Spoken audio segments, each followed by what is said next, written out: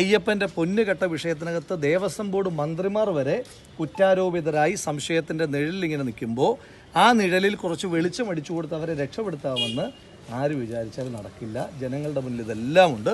നിങ്ങളും പ്ലേസ് ചെയ്തോളൂ, ഞങ്ങളും പ്ലേസ് ചെയ്യാം. ജനങ്ങൾ തീരുമാനിക്കട്ടെ ഏത് ബൈ ചെയ്യണം. അല്ല, കെ സുധാകരൻ നിലവിൽ സുധാകരേട്ടൻ എൻ്റെ നേതാവാണ്, ശ്രീ കെ സി വേണുഗോപാൽ എൻ്റെ നേതാവാണ്, ശ്രീ രമേശ് ചെന്നിത്തല എൻ്റെ നേതാവാണ്, ശ്രീ വി ഡി സതീശൻ്റെ നേതാവാണ്, ശ്രീ സണ്ണി ജോസഫിൻ്റെ നേതാവാണ്.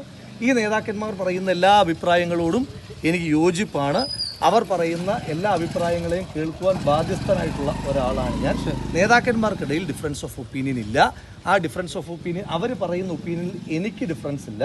അപ്പോൾ അതുകൊണ്ട് തന്നെ ഇതിനകത്ത് എന്തൊക്കെയോ ഉണ്ട് എന്ന് പറഞ്ഞ് വരുത്തി തീർക്കാൻ വേണ്ടിയിട്ടുള്ള പ്രശ്നം. അല്ല, ഈ സുധാകരൻ പിന്തുണച്ചു, പക്ഷേ ചെന്നിത്തല മാറി നിൽക്കാനാണ് ആവശ്യപ്പെട്ടിരിക്കുന്നത്. അല്ല, ശ്രീ രമേശ് ചെന്നിത്തല അടക്കമുള്ള ആളുകൾ പറഞ്ഞിരിക്കുന്ന കാര്യം ഞാൻ അനുസരിക്കുന്നുണ്ട്. നേതാക്കന്മാർ പറയുന്ന എന്താണ്, അത് ഞാനും ചെയ്തിട്ടില്ലല്ലോ. നേതാക്കന്മാർ പറയുന്നത് സസ്പെൻഷൻ പീരീഡിലുള്ള ഒരാൾ പാർട്ടി പരിപാടികളിൽ പങ്കെടുക്കാൻ പാടില്ല. ഞാൻ പാർട്ടി പരിപാടികളിലല്ല പങ്കെടുക്കുന്നത്. ഇതുപോലുള്ള ഇപ്പോൾ ബഷീർക്കെ പോലുള്ള കഴിഞ്ഞ തെരഞ്ഞെടുപ്പിൽ എനിക്ക് വേണ്ടി അത്യധ്വാനം ചെയ്ത മനുഷ്യന്മാർ അവരുടെ തെരഞ്ഞെടുപ്പിൽ വീടാന്തരം കയറി പ്രചരണം നടത്തണമെന്ന് പല MLA എന്ന നിലയിൽ എന്നോട് ആവശ്യപ്പെടുമ്പോൾ അവരുടെ ആ ആവശ്യം അത് നിറവേറ്റേണ്ടുന്ന ബാധ്യത രാഷ്ട്രീയമായിട്ട് എനിക്കുണ്ട്. ഞാൻ ഏതെങ്കിലും ഒരു പദവി കിട്ടിയിട്ട് വീട് കയറി തുടങ്ങിയ ആളല്ല. എനിക്ക് വോട്ടില്ലാത്ത കാലത്ത് വീട് കയറി തുടങ്ങിയ ആളാണ്. ആ ശീലം എനിക്ക് 2 കാലം കുത്തി നടക്കാൻ കഴിയുന്നിടത്തോളം കാലം ഏത് പദവി ഉണ്ടെങ്കിലും ഇല്ലെങ്കിലും ഞാൻ വീട് കയറിക്കൊണ്ടേയിരിക്കും.